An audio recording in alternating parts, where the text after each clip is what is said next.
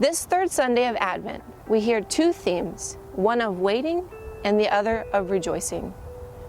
In the Gospel, John the Baptist sends his disciples to ask Jesus the question, "Are you he who is to come, or shall we look for another?"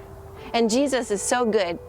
He tells John the Baptist, through his disciples, he says, "Tell them the blind see, the lame walk, the lepers are cleansed, the deaf hear, the dead are raised, and the poor receive the good news." What it must have been like for John to hear those words, that the coming of the Messiah had begun, had taken place, that Christ had come. Generations upon generations in the Old Testament of people who were waiting, longing for the Messiah, longing for that day. And it had finally come. What a day of rejoicing.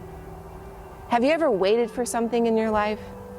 Like seeing a family member, going to an event, receiving a gift, or a big moment like graduation or your wedding day.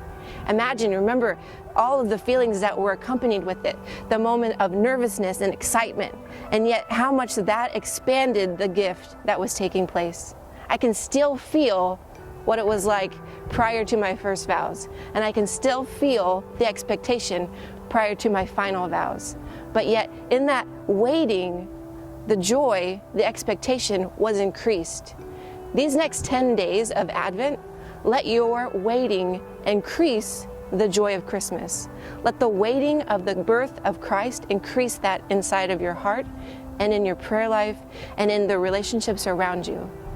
From all of us here with the Society of Our Lady of the Most Holy Trinity, we hope that you have a blessed third Sunday of Advent.